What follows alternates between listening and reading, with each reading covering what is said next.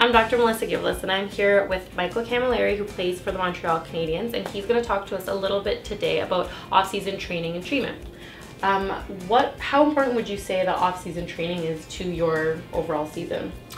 I think it's very important. I'm someone who really appreciates what you can do with your body in the off-season. It's a time for me to kind of first and foremost rehab my body and correct it from all the wear and tear of a season, and then from there hopefully get into a strengthening type phase where I can get stronger and faster in preparation for the upcoming season. So I think it's a vitally important part of my whole season.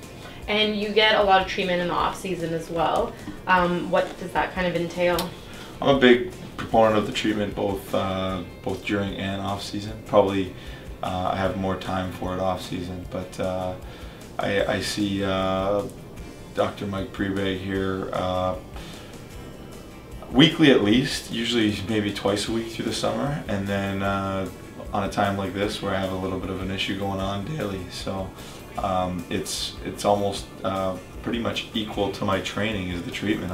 I would say my time commitment's almost equal that way, and I find it really helps me to repattern and allow my body to function better, and therefore I get a lot more out of my training, and I can recover better and be more prepared for my next training session. And then during the season I see him, fly him into Montreal every 2 weeks and see him regularly, and last year was the first season I did that, and it was actually after the season we tested my body, and my strength coach did, and it was actually better after the season than it was before the season, so the treatment's really held up well. Awesome. And you do your training with Matt Nickel, right? With Matt Nickel, yes. And how do you find his training's been different than other kind of training that you've done in the past? I think Matt's a borderline genius when it comes to this, and he's ever evolving and studying, and his training is so functional and so specific and efficient, and him and Mike work well together. They are in constant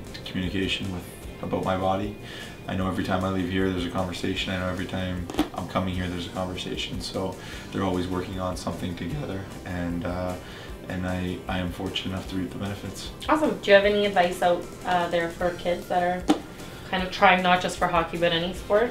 Yeah, my big advice right now, it's kind of timely just because of what's going on, and we've experienced another death in the hockey brethren, and Wade Belak, and so I would say my message out there to young athletes or people in general would be to choose a healthier lifestyle. Usually as you get older and into your teen years, there's certain pressures to perform, and sometimes athletes succumb to using harmful stimulants and have high levels of caffeines and sugars and things of that nature, and then end up having trouble with sleep, and then resort to other downers, and on. It's kind of a vicious cycle. So I would really say that I think you're better off performance-wise in the long run if you choose a healthier lifestyle, and also for your body in general, and more importantly, you'll be a healthier person. Awesome. Thanks, Cammy. No problem.